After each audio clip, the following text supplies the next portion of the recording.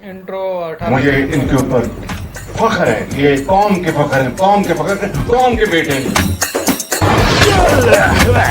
भाड़ में जाओ तुम। फख्र है। मरसू मरसू सिन्ना डेसू ढैंचू ढैंचू खोते कहीं के जलील लोग।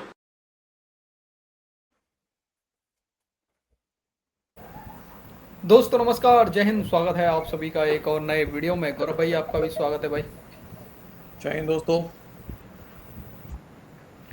माफ़ी चाहूँगा दोस्तों, मुझे लग रहा है गौरव भाई के पास में मेरा लेट जा रहा है वॉइस यहाँ से। कोई नहीं, शायद मुझे लग रहा है इंटरनेट का प्रॉब्लम चल ही रहा है यार, कल कई दिन से चल रहा है। बाकी सभी दोस्तों की एंटरटेनमेंट के लिए गौरव भाई आज हम लेके आए हैं लाल टोपी का वीडियो। और इस समय लाल टोपी भाई आग बबूला हो रखा है। बातें सुनना अगर आपकी मज़ा आने वाला है आज की वीडियो में। वही मतलब सर इसको वही सरिया चाहिए ना, सरिया आसिम मुनीर वाला सरिया चाहिए सर इसको पाकिस्तान के अंदर। तो उसको लेके ये सारे के सारे जो नेता हैं इस समय, मतलब इनके जो पॉलिटिकल पार्टी हैं उनके ऊपर भड़का हुआ है, उनको दे रहा है तगड़ा तगड़ा डोज। तो चलते हैं, पहले वीडियो की तरफ ही चलते हैं, एंटरटेन कराते हैं भाई लोगों का। देरी नहीं करते भाई लोग। वीडियो पसंद आए लाइक शेयर एंड चैनल को सब्सक्राइब जरूर कर लेना। चलो गौरव भाई लेट्स को चलते हैं वीडियो की तरफ, है ना। चलो स्टार्ट। पिछली मर्तबा हमने आपको बाबा इकबाल के वो अशार, वो पैगाम सुनाया था जो आज के माशी निज़ाम और बैंकों और सूद और रिबा के निज़ाम पर बाबा इकबाल ने आपको नसीहत और तंबीह की।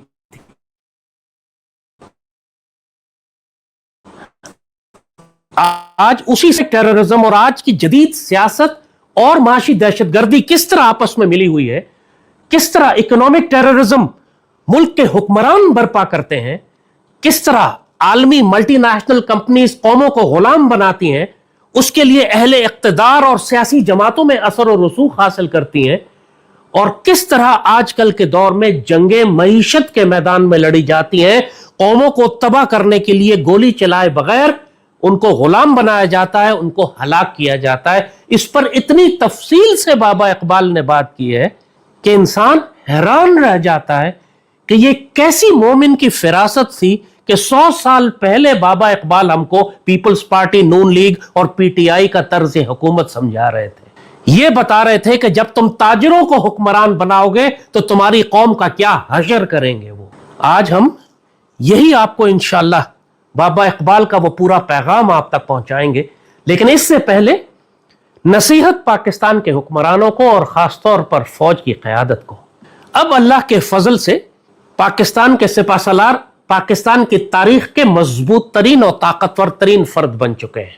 इनको अभी पार्लियामेंट ने नया कानून पास करके चीफ ऑफ डिफेंस फोर्सेस के ओहदे की ताकत और उसके इख्तियारात का तयन कर दिया है। अब फील्ड मार्शल आर्मी, नेवी और एयरफोर्स की पूरी क़यादत को अपॉइंट करेंगे।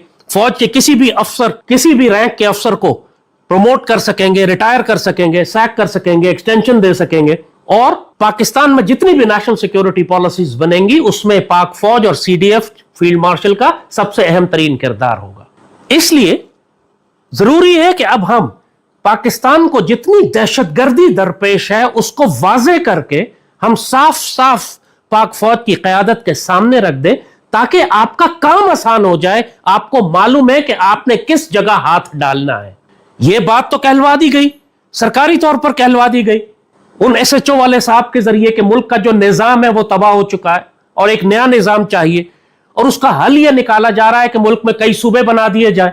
मुसलमान रियासत हमेशा उस वक्त चलती है जब उसका मरकज मजबूत होता है। सूबों को आप यह दें कि सड़क कहां बनानी है तो स्कूल कहां खोलना है, तो हॉस्पिटल कहां खोलना है, तो डिस्पेंसरी कहां लगानी है, तो नादरा का दफ्तर किधर खोलना है, यह काम सूबे करते रहे। लेकिन कौम को किस सिमत में लेकर जाना है, उसका नजरिया क्या है, कौमी दिफाई पॉलिसी क्या होगी, इकोनॉमिक पॉलिसी क्या होगी, हमने किन मुल्कों से तहाद करना है, किन से दुश्मनी करनी है, किन से जंग करनी है, कहां गजवा हिंद करना है, कहां इसराइल को हमने ललकारना है, कहां फलस्तीन की मदद करनी है, कहां ग्रैंड अलायंस बनाना है, कहां नील के साहिल से लेकर ताबा के काशगर इस्लामी मुल्कों का ब्लॉक बनाकर लीड करना है। तो यह काम जमहूरियत में नहीं हो सकता, यह काम जरदारी, नवाज और इमरान नहीं कर सकते। और इस वक्त जो मुल्क में सबसे बड़ी दहशतगर्दी हो रही है, जिसके बारे में बाबा इकबाल ने 100 साल पहले इस कौम को आगाह किया था, और अब हम बिल्कुल ब्रेक डाउन कर देते हैं। आर्मी को हम 3-4 बड़े बड़े एवेन्यूज, बड़े बड़े एरियाज बता देते हैं कि जिस पर तुमने हाथ डालना है। क्योंकि अगर तुमने इस माशी दहशतगर्दी का इलाज नहीं किया तो जो हम हजारों शहीद ऑन ग्राउंड दे रहे हैं हर साल, वो सब उनकी शहादतें और कुर्बानियां जाया जाएंगी। जिस मकसद के लिए 50 लाख शहीद दिए थे वो जाया जाएगी अगर तुमने इन माशी दहशतगर्दों पर हाथ नहीं डाला। तो सबसे पहली बात हमने बताई थी, इन हरामखोरों का तरीका दी है। ई बुनूक ई फिक्र चालाक यहूद, जो बाबा इकबाल ने कहा था, पूरी दुनिया के बैंकों से ये कर्जा लेते हैं ये नापाक और जलील हुक्मरान, उस कर्जे को हड़प कर जाते हैं और वो कर्जा, उसका सूद अदा करती है पूरी कौम। इस्लामी माशी निजाम के अंदर एक गरीब, यतीम और बेवा और मिस्कीन को आप जकात देते हैं। इनके जमहूरी माशी निजाम में बेवा, यतीम, मिस्कीन से टैक्स लिया जाता है। यह फर्क है रहमानी निजाम का और शैतानी निजाम का। इस वक्त पाकिस्तान पर शैतानी निजाम मुसल्लत है। यह जो कर्जा लिया गया है यह सारा हराम में खाया गया है और इन्हीं के कवानीन में यह गुंजाइश मौजूद है कि जब आपको यह मालूम है कि यह कर्ज हरामखोरों ने खा लिया है तो उसके लिए एक इस्तिलाह है कानूनी तौर पर, उसको कहते हैं ओडीएस डेट। वो कर्ज कि जो मुल्क और कौम के नाम पर लिया गया लेकिन हरामखोर सियासी जमातों ने खा लिया। लिहाजा मुल्क में जब कोई नया हुक्मरान आता है, कोई मजबूत हुक्मरान आता है, कोई फील्ड मार्शल आता है, कोई सीडीएफ आता है, कोई सदर आता है, कोई खलीफा आता है, वो कहता है कि पाकिस्तानी मुसलमान कौम इन सूदखोर बैंकों का सूद अदा नहीं करेगी क्योंकि जिन्होंने यह कर्ज लिया था उन हरामखोरों ने खा लिया, लिहाजा हम उनके पेट से निकालेंगे लेकिन सूद अदा नहीं करेंगे। यह इंटरनेशनल लॉ है। आप स्टैंड ले सकते हैं, यहां पे कोई स्टैंड लेने वाला हो तो। जब आप इस सूदखोर फाइनेंस मिनिस्टर को हटाकर यहां गुलाम इसहाक खान जैसा बंदा खड़ा करेंगे तो वो आईएमएफ के सामने स्टैंड लेगा। किया जा सकता है, ये बेवकूफ बनाते हैं आपको कि नहीं किया जा सकता। सैंक्शंस लग जाएंगी, डराते हैं, घबराते हैं, खौफ में मुब्तला कर। यार कितना तगड़ा नॉलेज है इसको यार। मैं तो कहूंगा, पता है यार, लाल टोपी को डीसी बना देना चाहिए पाकिस्तान का फाइनेंस मिनिस्टर। यार पहले मैं सोच रहा था कि पाकिस्तान का डिफेंस मिनिस्टर ठीक रहेगा लाल टोपी, लेकिन यार पिछले 2 वीडियो से इसने जो सर ज्ञान दिए हैं ना, खतरनाक। अब सुन के लग रहा है डीसी की लाल टोपी अगर पाकिस्तान का फाइनेंस मिनिस्टर बन जाएगा सर, वजीर खजाना सर, तो बहुत बेहतरीन काम करेगा सर। वजीर खजाना भी बने और साथ में वजीर दिफा भी बने, दोनों चीज बने सर ये पाकिस्तान का। 2 पोर्टफोलियो देना चाहिए। वजीर दफा बनेगा तो कम से कम पाकिस्तान दफा तो होगा ना, आई मीन मतलब थोड़ा सा आगे बढ़ेगा। हाँ वही सर, दफा धीरे दफा करेगा उसको। बनाना जरूरी है सर वैसे। अरे यार कसम से भाई साहब, सूद नहीं पैसा देंगे। वापस करने की जरूरत नहीं है ना, जैसे लग रहा है कि पाकिस्तान ने जो कर्जे लिए हैं आसिम मुनीर को पता ही नहीं है कहाँ लिए और आसिम मुनीर खा ही नहीं रहा है उसमें, है ना। अरे सर नहीं वो तो हुक्मरान खा रहे हैं, आसिम मुनीर थोड़ा ही ना खाएगा। आसिम मुनीर की आशीर्वाद के बिना खा कौन लेगा भाई? यार अजीब बातें करता है यार ये, सच में यार बढ़िया है। वेल डन लाल टोपी, इसी काम के लिए तुम फेमस हो, बेहतरीन, बढ़िया देते हैं। और दूसरी चीज है फोर्स मेजोर। पूरी दुनिया मान रही है कि पाकिस्तान में दुनिया के खौफनाक सैलाब आ रहे हैं। ये कहते हैं, खुद कहते हैं अपने मुंह से कि ये क्लाइमेट चेंज की वजह से है। तो जब पूरी दुनिया के क्लाइमेट चेंज की वजह से, दुनिया में जिसमें इंडस्ट्रियल गैसेस और इंडस्ट्रियल पोल्यूशन की वजह से क्लाइमेट चेंज हो रहा है, तो पाकिस्तान का कसूर तो नहीं है, ये तो सब मानते हैं। तो जब पाकिस्तान का कसूर नहीं है और सैलाब पाकिस्तान में और मईशत हमारी तबाह और ज़राअत हमारी तबाह, तो फिर इसको कहते हैं फोर्स मेजोर। कुदरती हालात ऐसे बन गए कि अब पाकिस्तान कर्ज अदा नहीं करेगा। इसका भी कानून मौजूद है दुनिया में हर जगह। इतनी ऑयल कंपनीज हैं जिन्होंने बलूचिस्तान में लाइसेंस लिए हुए खुदाई के और पाकिस्तान का ऑयल एंड गैस नहीं निकालती, वो कहती है जी फोर्स मेजोर है, बीएलए की दहशतगर्दी, हम काम ही नहीं कर सकते। लिहाजा हुकूमत पाकिस्तान उन पर कोई जुर्माना नहीं लगा सकती। वरना कानून में था कि आप 5 साल के अंदर अगर तेल और गैस का काम नहीं शुरू करेंगे तो आप पर जुर्माना होगा, लाइसेंस कैंसिल हो जाएगा, जमीन का ब्लॉक आपसे वापस ले लेंगे। एक मिसाल दे रहा हूं, तो पाकिस्तान भी फोर्स मेजोर क्लेम कर सकता है।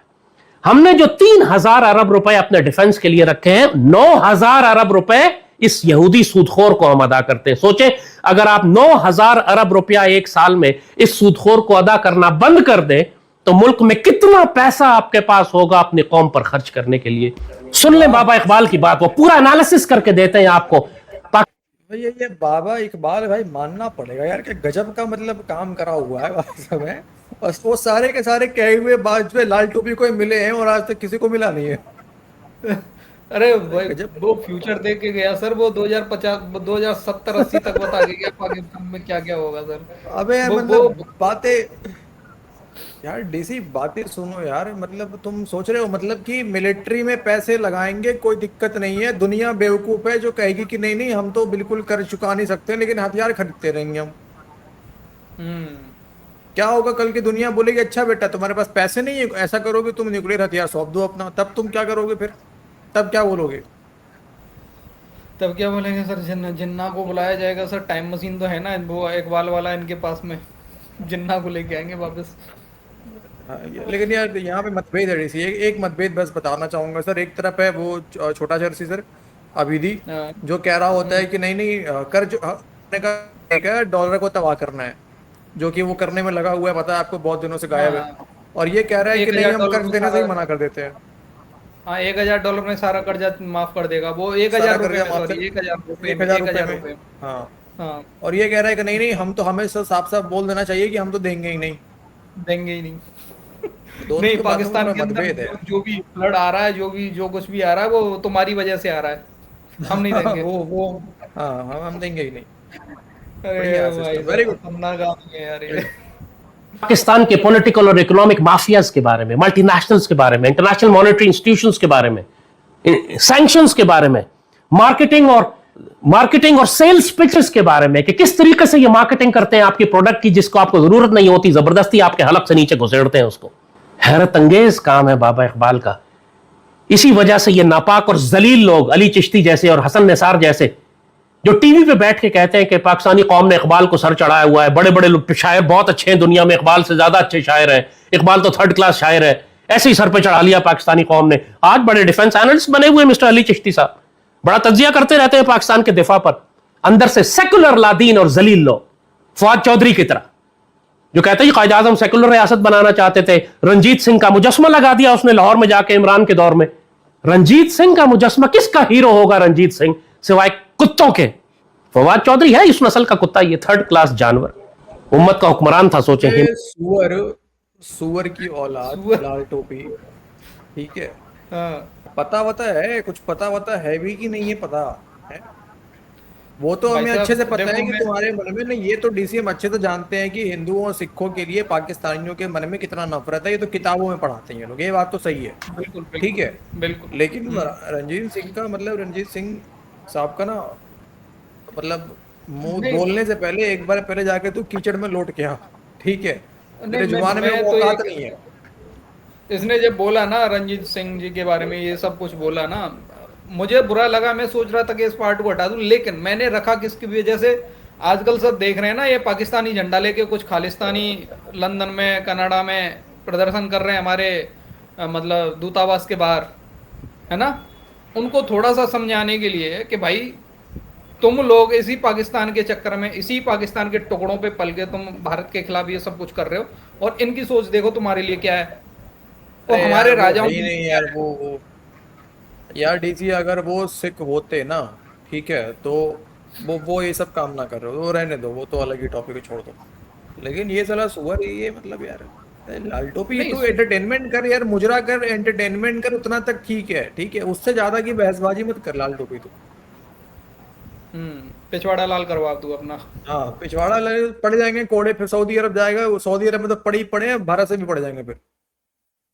हाँ, नॉन गनमैन बहुत घूम रहे हैं वहां पे, वो कोड़े मार के जाएंगे वो। इमरान के दौर में क्या हुआ, हर हुकूमत मुशर्रफ से शुरू हुआ तो ये छोड़ता ही नहीं था, पता नहीं कौन सी लॉबी इसके पीछे है इस बदबख्त के।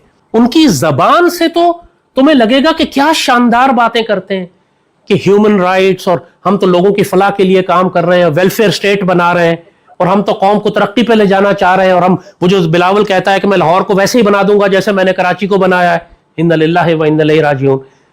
ये कैसे इनकी जबान से तुम ऐसी ऐसी खूबसूरत बातें सुनोगे कि तुम हैरान हो जाओगे, और उनके दिल में सिर्फ शर और फसाद के अलावा कुछ नहीं। वो जो जमहूरियत के बारे में इकबाल ने कहा था, चेहरा रोशन अंदरू चंगेज से तारीख तर, इन्हीं उन सौदागरों के बारे में, उन माफियाज और बिजनेसमैन के बारे में जो वजीर आजम बन जाते हैं, जो सदर बन जाते हैं, जो चीफ मिनिस्टर्स बन जाते हैं, बड़ी बड़ी बातें सुन तो लो, पाकिस्तानी सियासतदानों की बातें तो सुनो तुम कैसी है कि हम ये कर देंगे और हम वो कर देंगे। थोड़ा अंदर शर है इनके, ये फसाद है, नापाक और पलीत लोग हैं, जलील लोग हैं, ये हटाओ इनको अपने ऊपर से, इख्तियार मत देना इनको। अगर तुम हकीकत जानो चीजों की, तो ये जो तुम्हें चीजें बेचते हैं आके, मल्टीनेशनल्स ला के तुम्हें प्रोडक्ट्स बेच रही हैं, पाकिस्तान में 90% जो हमारे घरों में इस्तेमाल होने वाले fast moving consumer goods, FMGC, जिनके साबुन है, तौलिए साबुन है, हमारा शैम्पू है और हमारे डिश वॉशिंग है और कपड़े धोने का पाउडर है, जो हर घर में इस्तेमाल होती हैं, ये सारी रैकेट इन कोलमैन की और लीवर ब्रदर्स की और इन सारी बड़ी बड़ी मल्टीनेशनल कंपनीज की बनी हुई है। पाकिस्तान के 25 करोड़ लोग इनके सबसे बड़े कस्टमर हैं। तो बाबा इकबाल फरमाते हैं कि अगर तुम हकीकत को जानो तो इनकी लाई हुई रेशम पहनने से बेहतर है कि तुम अपने घर का बना हुआ खद्दर पहनो। अल्लाह अकबर वलिल्लाहिल हम्द। सादा जिंदगी गुजारो। ये जो इंपोर्ट हमारा bill billions and billions of dollars का हमारा इंपोर्ट बिल है लग्जरी गुड्स का, उस पर बात की जा रही है।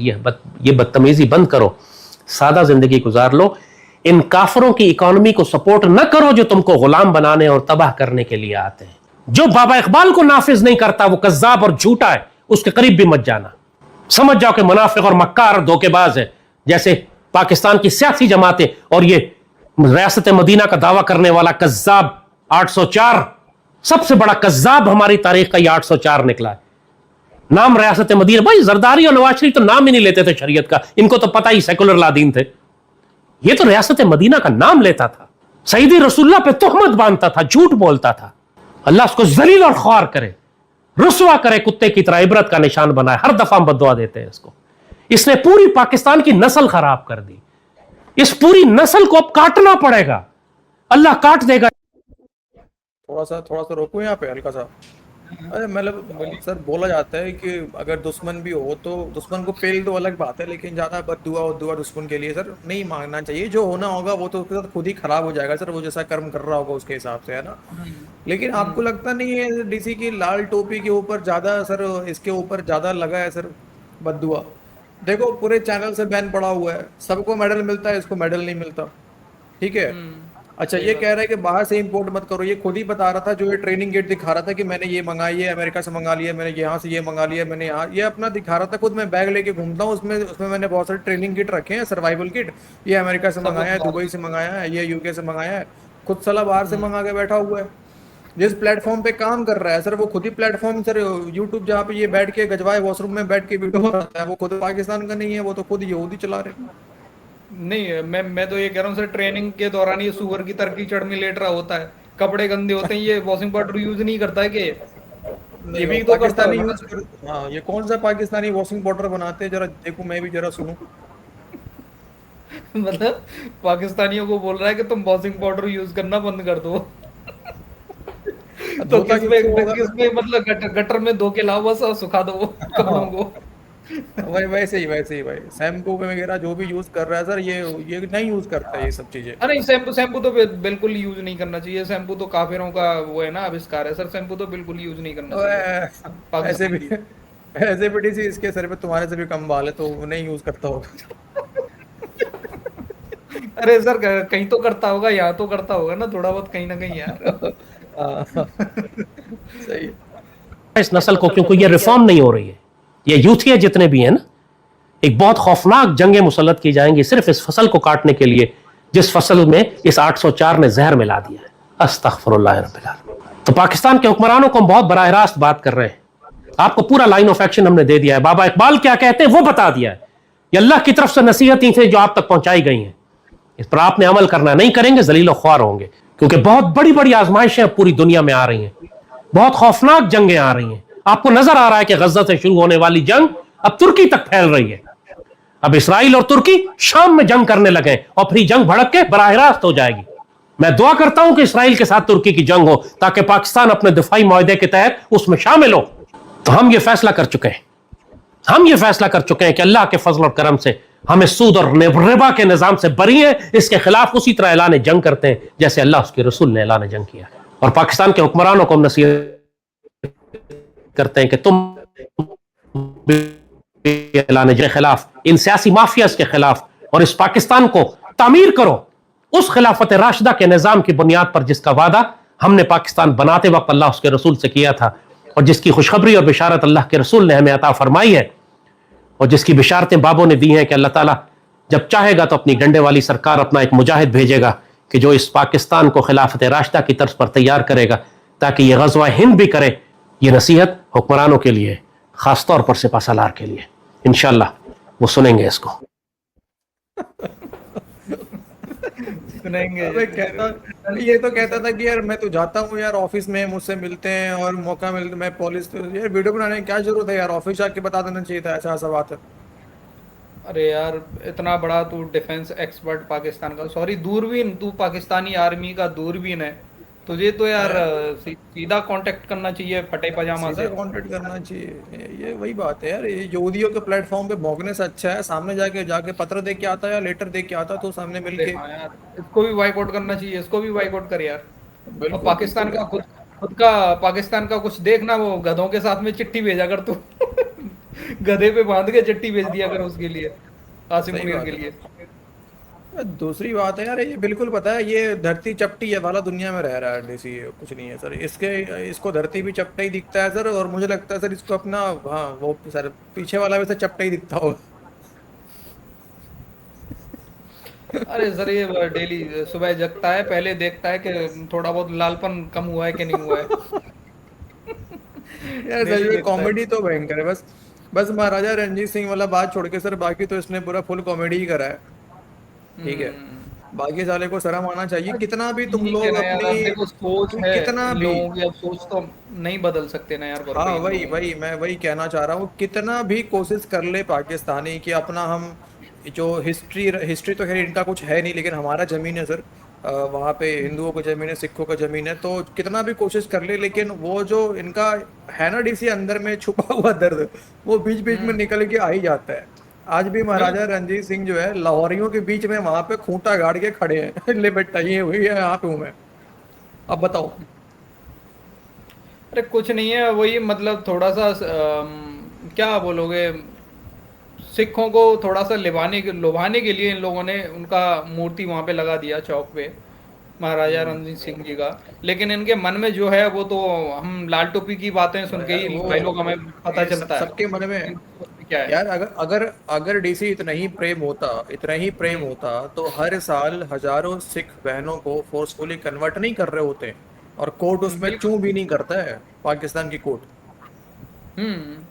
ठीक है, वो हाँ तो वही सबको पता है। मतलब सिख भाइयों को लुभाने का मीन्स, मेरा मतलब कहने का मतलब ये है, इनको खालिस्तानियों को थोड़ा सा बढ़ावा देने के लिए सब ये काम कर रहा है पाकिस्तान, अदरवाइज इनकी सोच यही है जो लाल टोपी की सोच है। मैं हाँ तो जी यही बिल्कुल, मानता हूँ। बिल्कुल एग्री करता हूँ। बाकी भाई लोग, ये था आज का हमारा वीडियो।